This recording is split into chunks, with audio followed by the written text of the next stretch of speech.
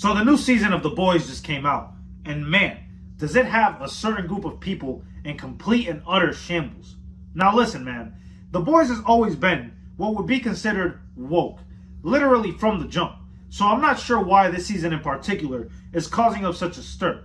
I understand that it dropped in the midst of an extremely divisive time period in this country, but still, you would think it would take conservatives less than 4 seasons to realize that they're being made fun of. Now look, the new season has been getting review bombed, despite the fact that the show really has not dropped in quality at all. And honestly, I thought conservatives would have checked out by the moment that this happened. I can't lash out like some raging entitled maniac. That's a white man's luxury. Hey man, all I'm gonna say is, in life there's 3 things assured: death, taxes, and Giancarlo Esposito getting off some absolute bars in whatever role he plays. But anyways, as I was saying, The Boys has always been critical of conservatives. Homelander has always been a symbol for the American right.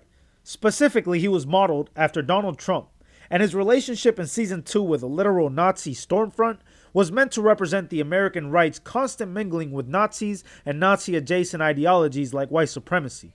And to be fair, Homelander does think that her Nazism is ridiculous at first, but then he goes on to push forward another supremacist ideology, this time based on the idea that supes have an innate right to oppress regular humans because they are genetically superior.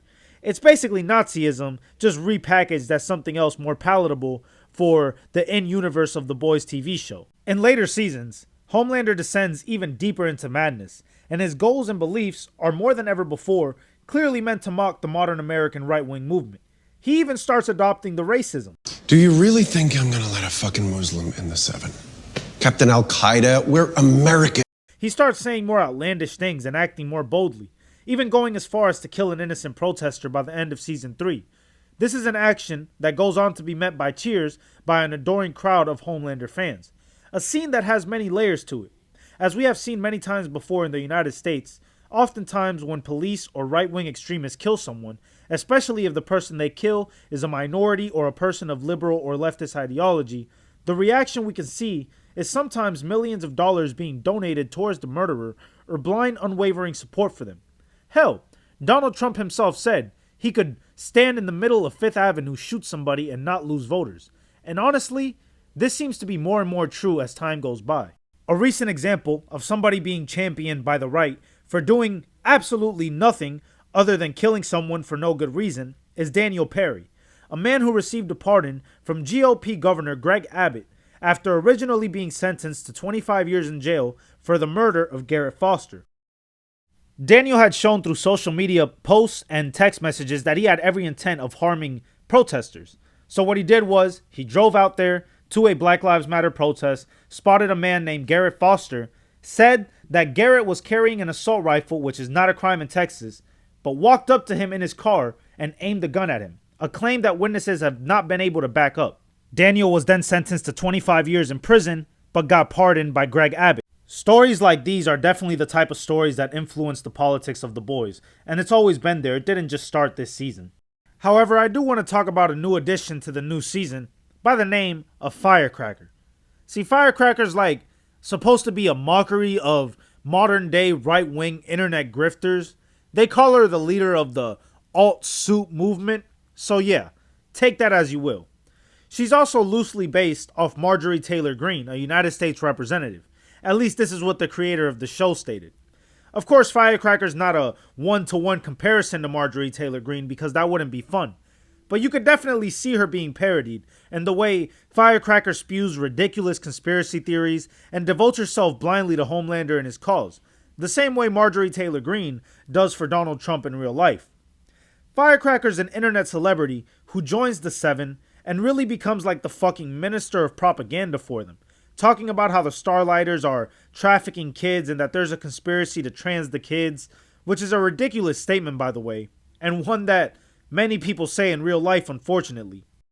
But anyways, in one instant, during a 6-hour live stream, which is crazy, by the way, I don't know how the hell she could do that, but during a 6-hour live stream in which Firecracker's just straight up hating on Starlight, which I mean, I understand Starlight does suck. At one point during a break in the live stream, Butcher catches her by her trailer. He then tries to blackmail her, saying that he's aware of her dirty secret, that Firecracker hooked up with a 15-year-old boy when she was 28 years old. Fucking nasty. But anyways, Firecracker's so convinced of the stupidity of her followers that she posts the secret herself. She exposed herself because she knew that her followers were stupid enough to believe whatever excuse she made. She then goes on to say that Jesus Christ made her sleep with that 15-year-old boy to show her the path to righteousness. Her supporters eat that shit up, and then they get mad at Starlight because she had an abortion. Now, if I wasn't living on the world that I'm living on, I would think that this is too absurd to be something that happens in the real world, right? Like, I would think this is something that only happens in fiction.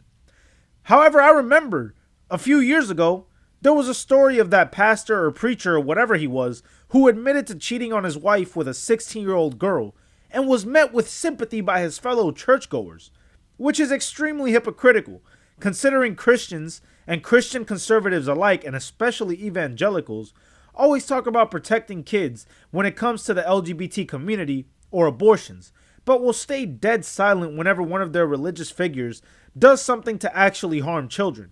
And if we're being honest, there is a much bigger trend of pastors and other religious figures abusing children than people of the LGBTQIA community. Tell me I'm wrong. The boys have also been critical of the police before, and the way that conservatives uncritically support them. See, in season 3, there was a whole arc with A-Train having to deal with being a famous and seemingly powerful black man from a community that pressures him to speak out against police brutality, while also being ultimately powerless because he has to serve the same corrupted system that enables that police brutality. But anyways, there's this cop with powers named Blue Hawk who kills a black man, and then when asked about why he only patrols black communities, he says, that's where the criminals are. Then when A-Train tries to bring this up to Homelander, he is told that nothing can be done because Homelander needs to show support for Blue Hawk in order to retain support from white males, who of course tend to be conservative and pro-cop. Blue Hawk ends up paralyzing A-Train's brother, and let's just say my boy A-Train definitely gets his revenge. You're my brother. You're not gonna get away. Not this time.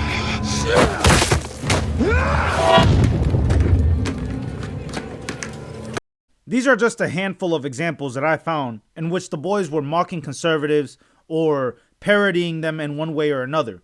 And they've been doing this. Like I said, it's not something that they just pulled out in season 4 like randomly. So I'm not sure why people have been upset about it recently.